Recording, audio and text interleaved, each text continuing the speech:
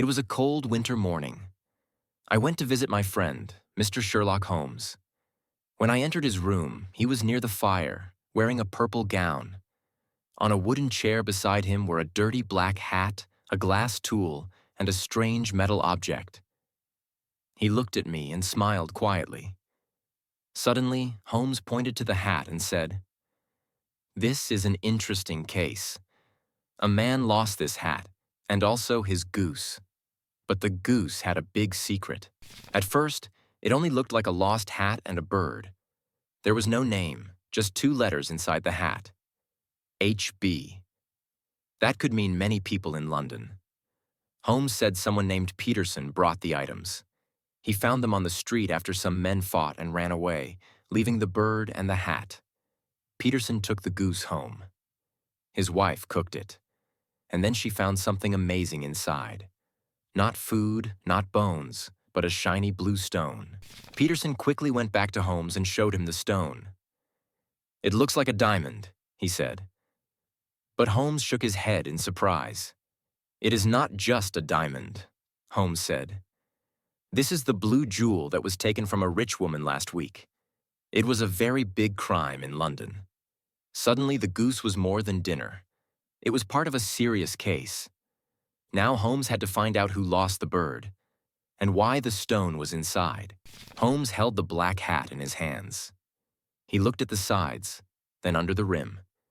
He used his magnifying glass to see small parts of the old cloth and dust. He said, "This hat is old and dirty, but it tells me many things about its owner. He was once rich, but not now. He lost his job and has no money." Holmes pointed at the headband. "The hair is gray. The man is older. There is dust but no care. No brush touched it in weeks. He no longer worries about his look." Peterson, who found the goose and hat, told Holmes he saw a man on the street being pushed by two others. The goose and hat fell. All three ran away. Holmes said, "So the goose and hat belonged to the same man. That man may be Mr. Henry Baker. But why did he not come back to look for them?" Watson asked if it could be more than just a bird. Holmes said, "Yes, the goose had the Countess's jewel, so this hat is part of a big puzzle." Holmes took a newspaper and showed Watson a short story. It talked about the Countess's blue jewel. A worker named John Horner was taken by police. The report said Horner fixed a window at the hotel. Another worker, Ryder, left him in the room. When he came back, the jewel was not there. The paper added that Horner had a bad past, but he said he did nothing wrong.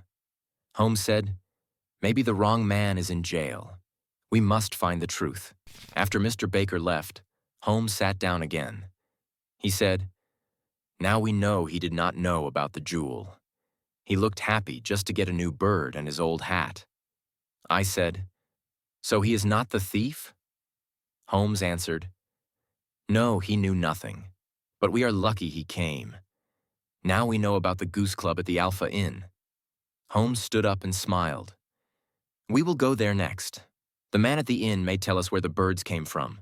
That will help us follow the trail better." At 221 B. Baker Street, Holmes wrote a message. It said, "Mr. Henry Baker, please visit us at 6:30 today at this address to talk about your goose and hat." He gave the note to Peterson. "Take this to the newspaper office and ask them to print it. Buy another goose too so we can give it to him when he comes." Peterson left with the note. Holmes said, "We wait now. If he wants his things, he will come.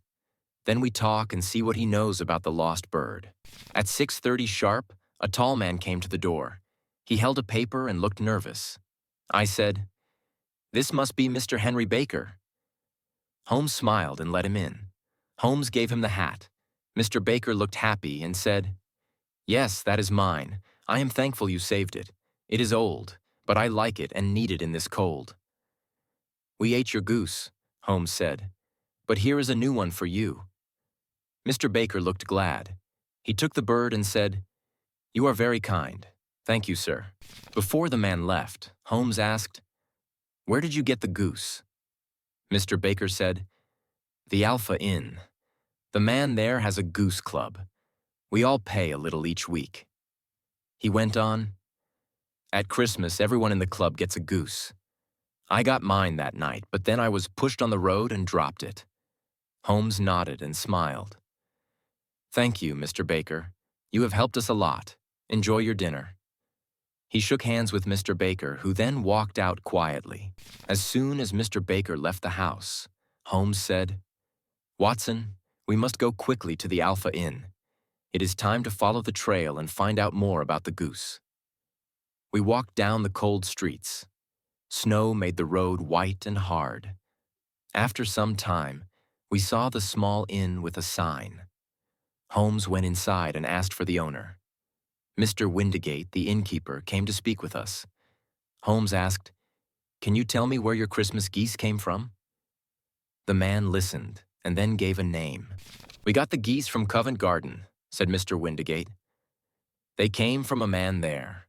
His name is Breckenridge. He sells birds and other meat at the market. Holmes thanked him and we left. The streets were busy and full of people. At Covent Garden, Holmes asked around.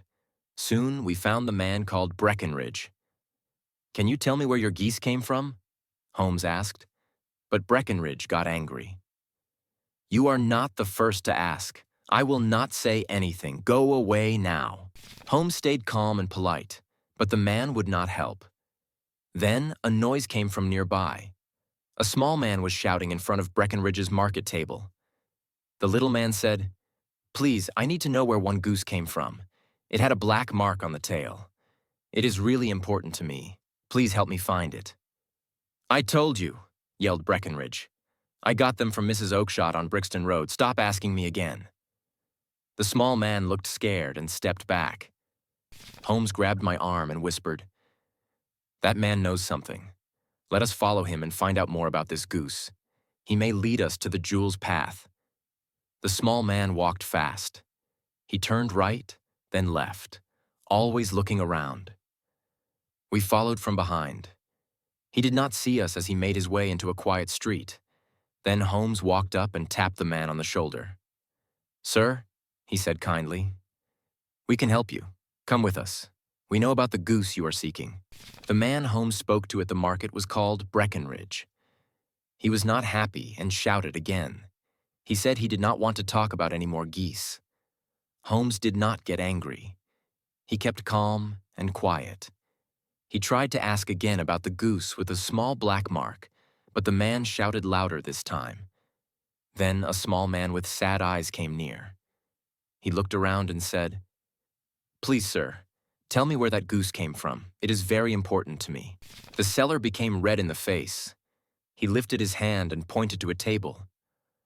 I told you already. It came from a woman named Mrs. Oakshott on Brixton Road. Go talk to her, he yelled. The small man looked very scared. He stepped backwards and turned to leave. His hands were cold and he was shaking a little. Holmes saw the small man and whispered to me, That man knows something, Watson. I think he is hiding a part of the story. We must follow him now. The small man walked down the street with his hands in his coat. He looked behind him again and again. Holmes and I followed quietly without a sound. He turned left, then right. He passed by shops and lamps. His walk was fast, and he looked worried the whole time. Holmes moved closer through the snowy road. Then Holmes touched his arm and said, Do not worry, friend. We can help you. You are looking for a goose, and we may know where it came from. The man looked shocked. He pulled his coat tighter and said, Who are you? Holmes answered, I am Sherlock Holmes. I want to talk about that goose you need. The man's eyes opened wide. He said nothing and just stared at Holmes. Come with us, said Holmes.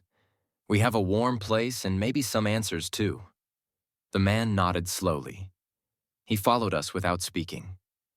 We walked through the cold street back to Holmes's home.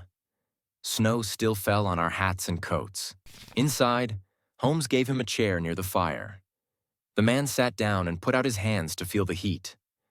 Holmes asked, What is your name, sir? The man answered in a low voice, John Ryder. Holmes looked at him kindly. I know you are worried, but we must speak about the blue jewel and that goose. Holmes opened a box and took out the shiny stone. The man gasped. That's it, he said.